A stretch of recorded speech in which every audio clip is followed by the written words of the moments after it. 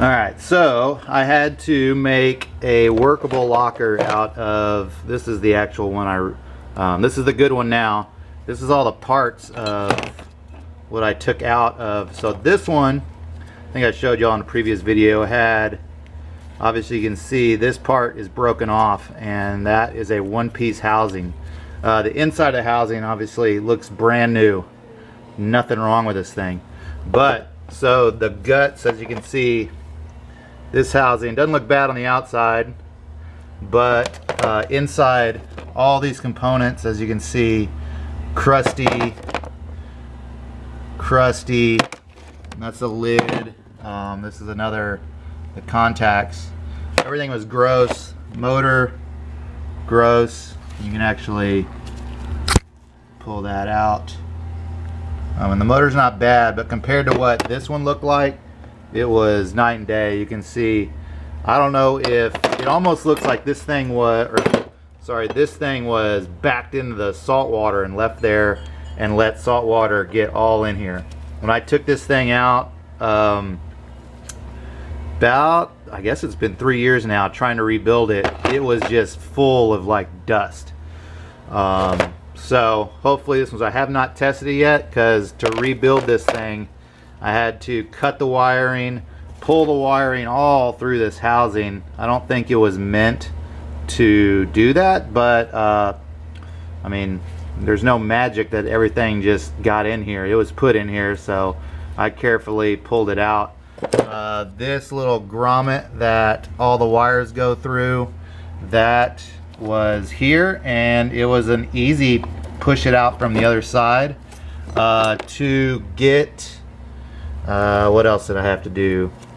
Oh, this little, I actually took out, see if I can find the bearing still. Yeah, so this bearing, which is just toast, barely moves, that was right there. So, was in there like that. Now, to get that bearing out, you can't use a puller. I'm sure I can use a slide hammer to pull that out, but on the back side there's an Allen screw, and you get that off, and then it just, you know, then you're able to get a screwdriver. I just used a punched it out from the back side, and then just banged it into this one. This one was awesome looking, moved very freely, so this one should be good. Just need to connect the wires back to the pigtail and then test it.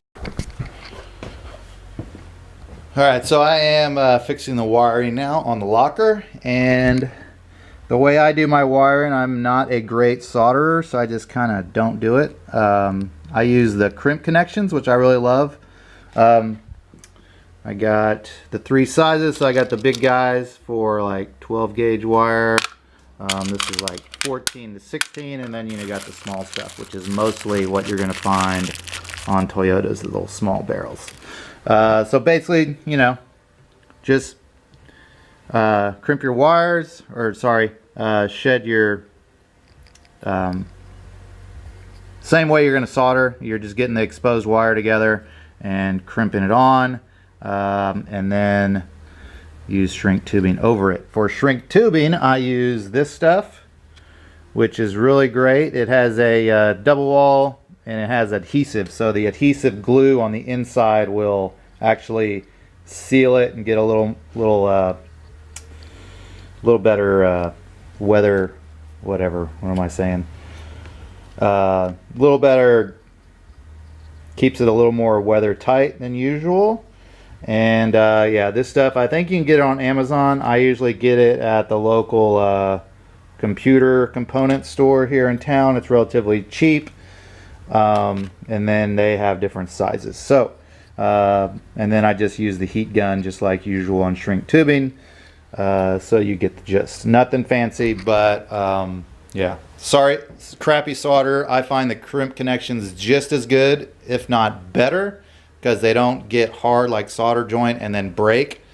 So there you go. Alright, so locker wiring done. I got a new wire sheath here. I just used the split loom. I like it a little better than the plastic stuff. I don't know which is better. It's just what I like to use. So the last thing I need to do, I need to test this. So this needs to be a certain length when it's closed and open. Since I rebuilt this, I didn't have anything to mark what closed and open was. So now I need to look up the settings, and as I turn this, test it. I may need to pull the cover and then adjust this, get it to length, put it back on, test it again, and make sure it's the same length. And then next up we'll be testing this and then throwing it on. Be done. Right now I just have, you can see the tape there, that's where the locker goes. The locker goes in. There's also where you have to get in there and put it on the shift fork and bolt that down. So little by little, getting there. So I'll go through to the rear axle here. It's all cleaned up. I just did the rattle can spray job. Looks pretty good, nice and shiny. I did the frame, kind of gave another coat up into this point. So from here going up to, I think I got about right there with the paint, since the front end got painted. So that all needs to be painted. When I take this in, get the engine put in, the cab will come off again, and then I'll finish up that.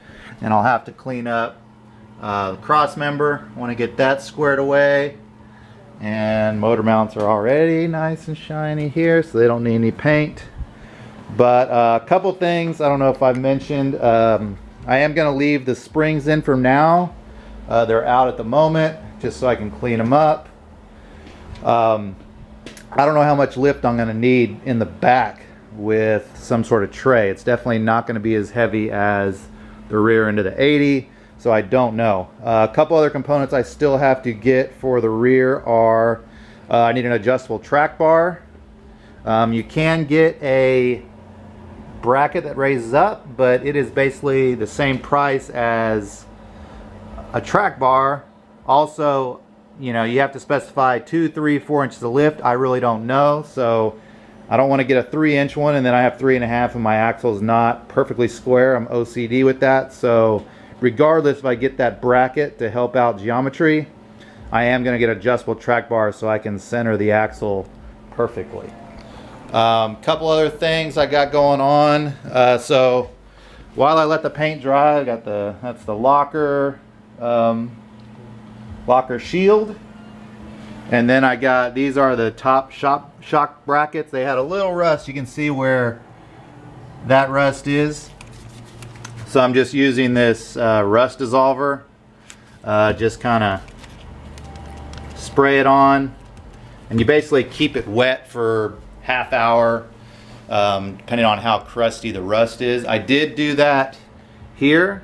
That's why I kind of want to say, I mean, this wasn't a flood vehicle, but this was a California truck. Maybe they went to the beach and put the rear end close to the water, because there was some surface rust on here. You may have seen in the previous video. So I treated that before I sprayed it. It wasn't bad. I mean, literally, I think I spent, I don't know, I spent most of the day yesterday cleaning and scrubbing, but that was just to get, you know, regular old, I guess 22-year-old road grime off the thing. So got it all down to not bare metal, but got all the where the rust was cleaned off, treated it, let it dry, and then sprayed this morning. So there you go. I am going to start installing components. I got them all laid out here. So I got more parts coming in Tuesday. So start on it today, and then just keep on moving. All right, so I'm still working on the rear end here, and so got vacuum plates back on, hubs back on, axles in, all the braking, parking brake, springs, all that crap. Got that back in. One thing I forgot to do, and I'm sure a lot of y'all know that, so a locked rear axle on a Toyota, in order to get the short side in or out, the locker has to be locked. Now, I had this off. Like I said, I had to replace the rear locker or fix it, which I did. But since I didn't have it in, I couldn't get this actual shaft in. So I had to put that back in, and let me give you a little peek into the axle of where the shift fork is. So here's the locker. Here's where it goes in, and this is the shift collar. So that little set screw holds onto the actuator, and that moves back and forth. Now, right now, this is in the locked position. When it's unlocked, it should pull a little bit, I believe. I still need to check this, but it is locked right now. I was able to put in the axle shaft, so I will have to pull the locker back out now. I still need to test it to make sure the motor is turning the shaft the right direction. I have the shaft lined up correctly, but I don't know when I turn on the motor if it's going to push it out further or actually pull it in. So that's what I will do when it gets dark. I kind of bring those little projects inside. But yeah, I'm almost done with the rear end here. And a couple more things to go. As you can see, I got my stainless steel extended brake line here. Stainless steel lines replace the soft lines that came from the hard line to the caliper. So getting close. So as you can see, I just winched the frame back on the trailer, and I will be bringing it to work for engine install tomorrow. So next video, or part of this video, will be showing you the engine on. So it works out good. The way I got it on is jack stands in the back of the trailer, and using the 8-inch, you just winch it up nice and easy.